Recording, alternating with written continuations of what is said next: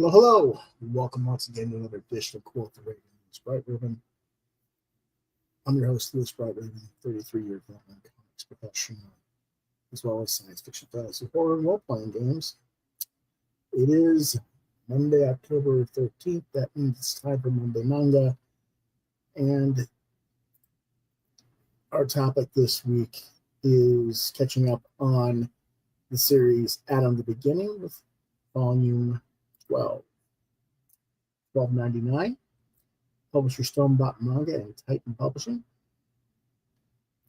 Original story by Osamu Tezuka for Astro Boy. This is based off of the story before Astro Boy, shall we say. Writer Asami Yuki, translation by Jonathan Clements and Motoko Tamamura, with art by Tetsuro Kasahara. Written by Jessica Burton and Caleb Ward. Supervisor Makoto Tezuka and Tezuka Productions. Genre science fiction, heroic fiction. It was released on September 23rd, 2025. What it's about.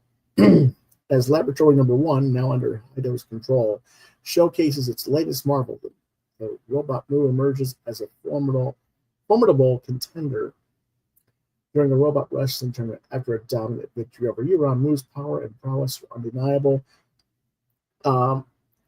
However, the team from Lab 7 shifts their focus from their recent competition to refining their own robot creation and setting the stage for future advancements towards Astro Boy.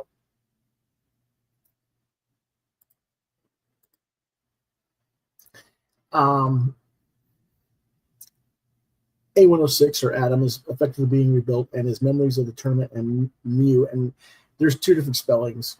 I went with the MEW later on in this review. Her effectiveness replayed in his head as the lab tries to move him away from combat and asking the question of whether or not AI is sentient enough to be sent into battle. In other words, a philosophical discussion as to whether or not to send soldiers into battle, human or robot, either or.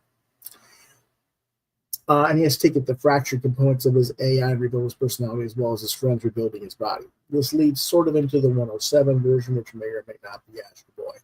And again, remember, this is the precursor story to Astro Boy. I don't think this is actually going to lead into Astro Boy yet, because this is issue 12 and there's like 22 volumes to this series, but we'll see. What did I think? Well, this volume introduces Mew and she battles 6 after she has defeated 6 robots counterparts in robot battle. And it's as much about an argument of why they exist and what our purpose is in life as it is a robot battle, with all the chaos and destruction you can come to expect from having watched this series. We're a little bit past the halfway point of the series as a whole at this volume, and I do wish the Titan would release the volumes more often.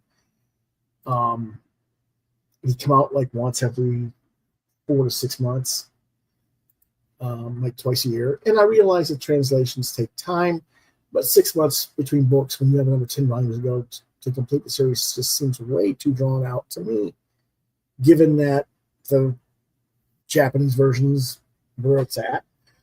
I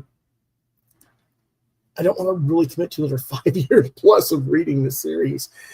And that doesn't mean that the series isn't good. It's just, having to wait that long to get the story gets a little bit tiresome. So get the damn book out 4 times a year, please. I don't think it's that hard. I don't think it's too much to ask. It's not like the story isn't already done. And if other manga can release on a regular monthly schedule or a 3 to 4 times a year schedule, and they have just as much of a lengthy story in terms of page count, I don't see a reason why this series can't be coming out bi-monthly or quarterly instead of every 6 months as well, getting at least 4 books on the shelves a year. But maybe I'm also just getting bored with the series and I want to bull rush my way through it. I don't know. Story was, as I said, what we've come to expect from the creative team, both good and bad elements of that. But all in all, this is a middle of the road chapter of the overall story. And for me, it just doesn't particularly advance the story forward very much. And so while I have been giving this series more of a 4 ratio, would give it a 3.5 because I guess I'm just waiting for something more to it than we're getting, and I don't know how long it's going to take for the good team to get there. And it wouldn't bother me if the book was coming out on a more um, consistent schedule, but having to wait so long in between episodes makes me kind of eh. So anyway, 3.5, and here's some of the artwork. And it was kind of weird. You can see Mew is, their MEW in there, but there's other ones where it's written MU. So, anyway, what I say is weird though. There's a lot of watercolor gradation and grayscales in this. And then there's other ones that are just like page right after page, as you can see here. It's almost open white, stark. And I thought that was kind of odd that they did that in this book. That's not something they normally do. This was something a little bit different. And it doesn't look bad by any means. It's just interesting that they chose to do that, I thought, in this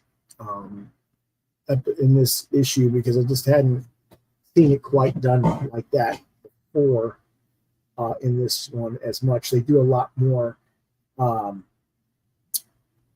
It's not that they didn't do coloration, but a lot of it was done with grayscale dot matrix and a lot more traditional refined rather than the gray wash that you're seeing here. And then here's another page. And, again, this is almost all gray wash. And it looks all right. There's nothing wrong with it. It's quite interesting. Good 2-page spread.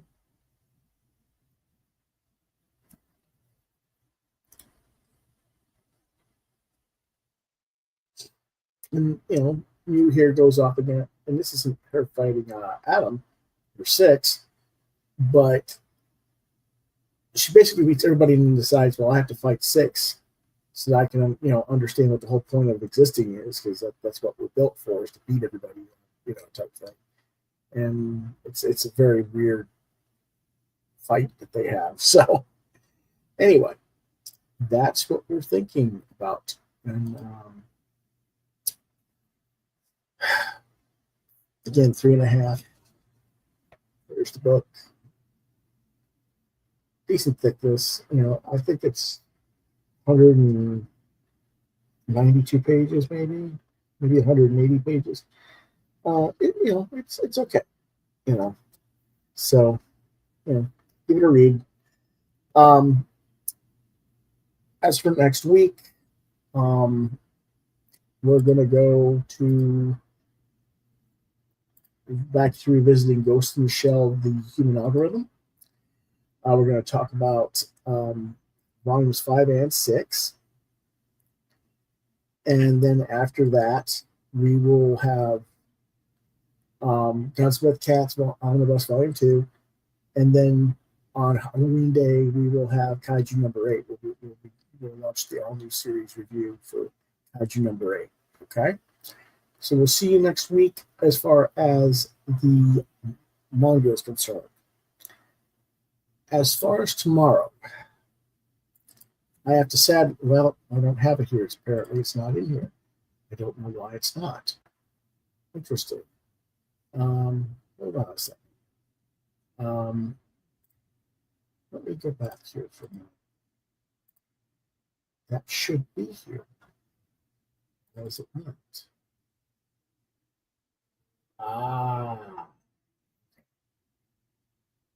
Hold on a second. I need to rename.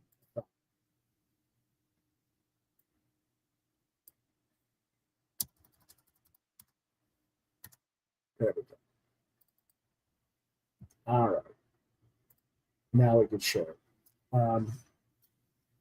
Unfortunately, I have to report that a friend of mine, comics writer and fiction writer, Christopher Mills, passed away this morning after a extended battle with kidney disease. And we knew he was going. He had told us over the last couple of weeks that he was finishing his last things and getting ready to say goodbye to everybody. And he did it. He faced it very bravely and very straightforwardly. And so tomorrow's episode, we will talk about crowdfunding a little bit, but we're going to really focus on a tribute to him. And we'll talk about his Indie Planet books that you can pick up on print on demand and other things tomorrow. And we're also going to talk about some other creators who have been talking about the struggles they've been having publicly.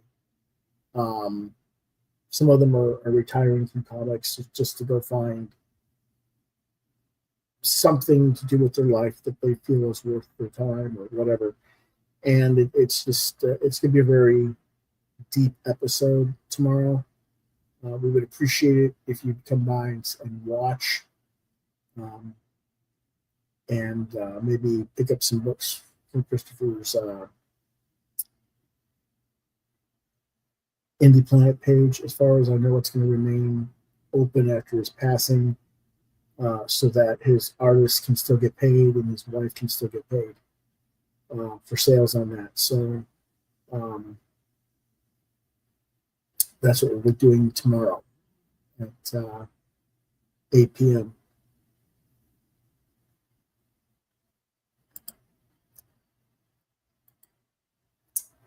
And with that said, if you want to reach out to me on social media, I'm available on Facebook at Lewis.BrightRaven, on the Muskrat channel at LewisBrightRave2. You can see more of my artwork at deviantart.com/BrightRaven. And as always, you've been watching Quoth the Raven, Lewis Bright Raven, exclusively on YouTube. If you have questions, comments, suggestions about topics you want us to discuss on the show, Quoth the Raven LBR72@gmail.com is the best place to reach me. If I'll get back to you through that, try Lewis Bright Raven at yahoo.com. That's all for this tonight, folks. I apologize for bringing you kind of like the downer information there at the end of the show. Hope you have a good week ahead of you, and we'll see you guys tomorrow for crowdfunding night and our tribute to Christopher Bell. Next time, Quoth the Raven, nevermore.